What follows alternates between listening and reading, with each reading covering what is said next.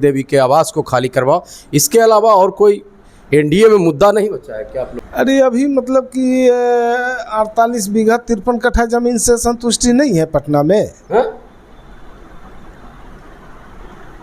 ये सबसे बड़ी बात है कि विभागीय जो कार्रवाई होती है, तो विभागीय कार्रवाई क्या होती है? मतलब सत्ता पक्ष और विपक्ष देख करके कार्रवाई होती है क्या? अब इसका अलग भूमिका है। आरजेडी कह रही है सत्ता आते रहती है जाते रहती है, समझ के रहे।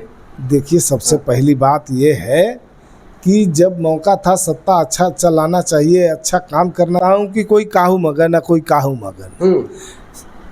एनडीए की सरकार, एनडीए के नेता लगे हैं बिहार को आगे बढ़ाने में मगन है, और विपक्ष के नेता लालू प्रसाद यादव सिंगापुर मुख्यमंत्री को और उनको जो है पटना से बाहर कर दिया गया। तो क्या आरजेडी के लोग कह रहे हैं, हिमराज जी, आरजेडी के लोग कह रहे हैं कि एक साथ खाली करवाया जाए, एक साथ खाली करवाया जाए, जीतनराम मांझी को भी खाली करवाया जाए, उपेंद्र कुशवाहा।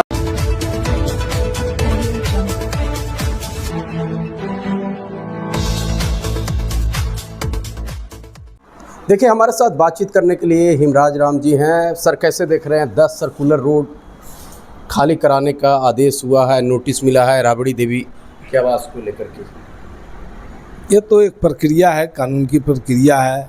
जब मंत्री बनाए गए हैं तो उनको आवास देना पड़ेगा। अब वो जो बंगला मंत्रियों के लिए आवंटित होगा, तो जो पहले से रह रहे हैं अनाधिकृत रूप से, उनको तो खाली करना पड़ेगा। इतना दिन से अनाधिकृत रूप से रह रहे हैं।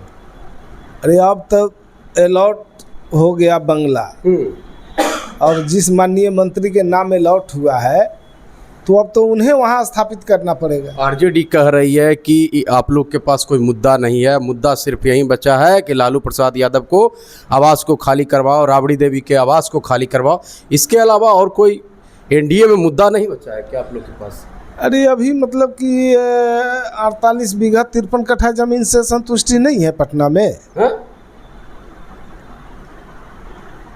जो जमीन पहले से हथिया के रखे हुए हैं, आय से अधिक संपत्ति का मामला चल रहा हो, तो इससे संतुष्टि नहीं मिला। अब सरकारी बंगला को कितना दिन घेर के रखिएगा? नेता विरोधी दल हैं विधान परिषद के, उसके ठीक है, तो जो आपके लिए सुटेबल होगा, जो अलॉट किया गया होगा, वहाँ उनको जाकर शिफ्ट करना चाहिए। तो कह तो रहे हैं कि जीतनराम मांझी किस हैसियत से रह रहे हैं, उनको भी खाली करवाया जाए। देखिए, विभाग का मामला है, विभाग ने अलॉट किया है मंत्री को, तो माननीय मंत्री को वहाँ स्थापित। तो कह रहे हैं उपेंद्र कुशवाहा किस हैसियत से रह रहे हैं, ये सब तो देखिए, सबसे बड़ी बात है कि विभागीय जो कार्रवाई होती है।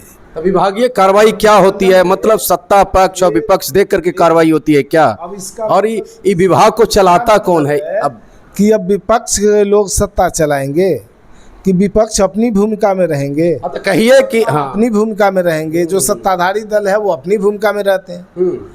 अब बिहार का जो माननीय मुख्यमंत्री होंगे, वो उनकी भूमिका में विपक्ष के नेता नहीं न खड़ा हो सकते हैं। विपक्ष की अलग भूमिका है, माननीय मुख्यमंत्री जी की अलग भूमिका है, और ये माननीय सभापति महोदय की अलग भूमिका है। आरजेडी कह रही है सत्ता आते रहती है जाते रहती है, समझ के रहे। देखिए, सबसे पहली बात ये है कि जब मौका था सत्ता अच्छा चलाना चाहिए, अच्छा काम करना चाहिए, जनता की सेवा करना चाहिए, तो वो तो किए नहीं। जब जनता ने नकार दिया, जनता ने खदेड़ दिया, जनता ने एक सिरे से उनके कारनामों को खारिज कर दिया, उनके अपील को खारिज कर दिया, तो अब छटपटाहट क्यों है? बहुत जल्दी, इतनी जल्दी सत्ता में वापसी संभव नहीं है।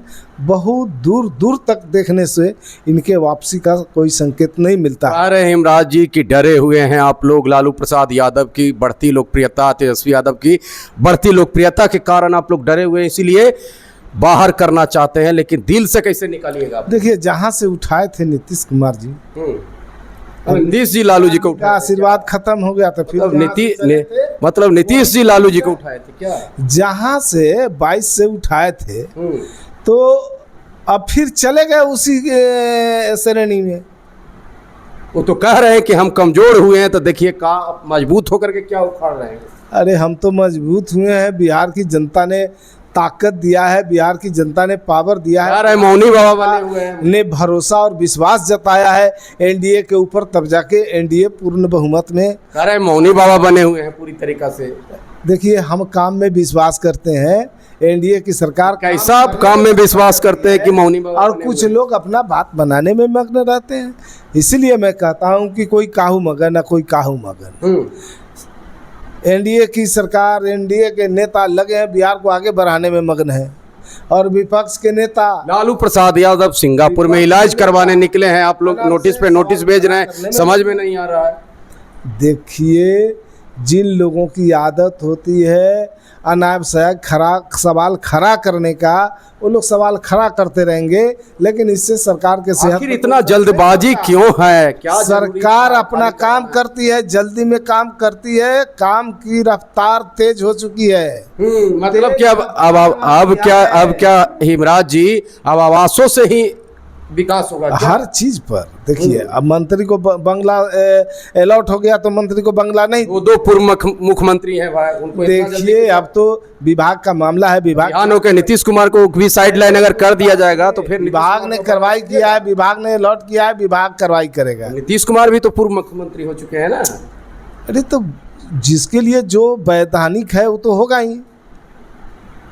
ऐसा नहीं ना है कि मतलब कि जहां जिनके लिए अलॉट किया गया है पूर्व मुख्यमंत्री को, और उनको जो है पटना से बाहर कर दिया गया। तो क्या आरजेडी के लोग कह रहे हैं हिमराज जी, आरजेडी के लोग कह रहे हैं कि एक साथ खाली करवाया जाए, एक साथ खाली करवाया जाए, जीतनराम मांझी को भी खाली करवाया जाए, उपेंद्र कुशवाहा की हैसियत से रह रहे हैं, इन बताया जाए जनता को। ये दो देखिए, विभाग अपना कार्रवाई किया है, कार्रवाई करेगा।